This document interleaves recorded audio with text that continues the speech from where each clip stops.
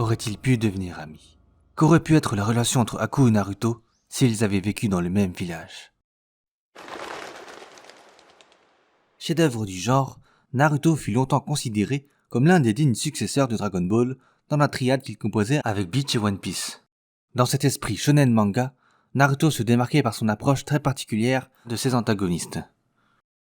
いいか、この世のすべてにおいて光が当たるところには必ず影がある。 Dès le début, l'auteur nous présentait des ennemis très particuliers sous l'apparence de Zabuza et de Haku. Leur personnalité tranchait avec les classiques de l'époque, où le nom de Freezer et de Cell définissait le mal absolu. L'approche de Masashi Kishimoto était différente. Il voulait que l'on découvre comment et pourquoi ils étaient méchants. Zabuza avait beau être un ninja déserteur sans aucun scrupule, son cœur de démon s'était attaché à Haku, un jeune garçon qui préféra s'abandonner au diable pour ne plus être seul.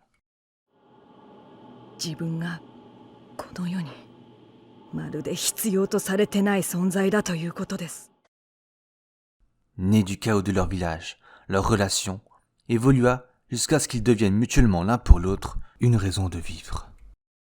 La rencontre avec Naruto n'a fait que révéler l'humanité enfouie chez eux. Rejeté par les siens à cause d'un pouvoir qu'il n'a jamais demandé, le rapprochement entre Naruto et Haku se crée. Ces deux shinobi se comprennent. Leurs sentiments s'entremêlent et la compassion de Naruto fait que celui-ci devient capable de calmer sa rage pour comprendre son ennemi.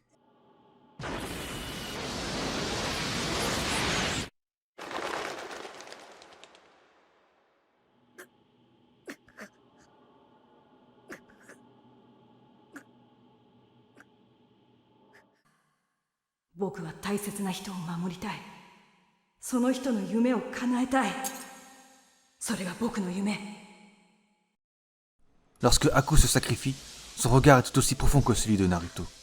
Il est empli de tristesse, mais aussi d'une volonté inébranlable.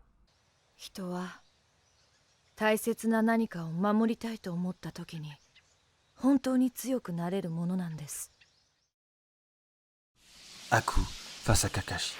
Au climax de cet affrontement, je me suis demandé qui était le véritable méchant. Une action digne d'un héros, un regard de tendresse, un être aussi pur qu'un enfant. La mort de Haku résume parfaitement toute son existence. Haku était innocent.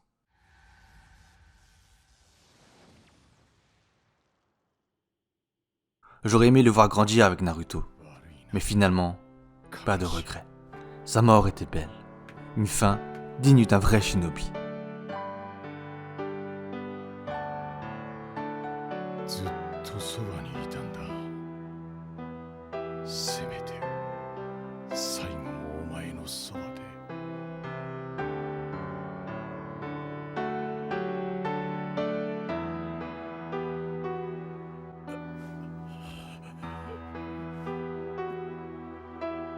できるならお前と同じところに生きてえな。俺も。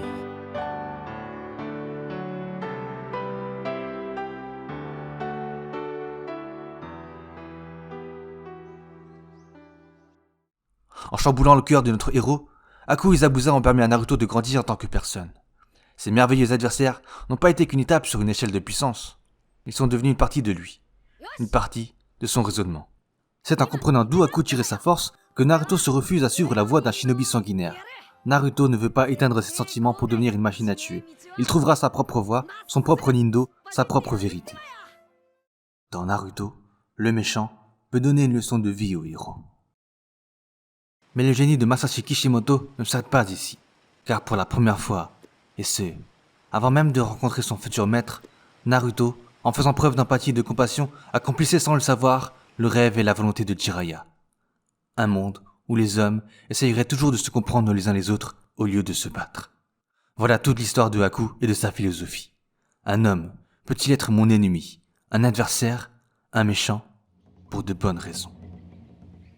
Au fond, Haku et Naruto, ils étaient déjà amis.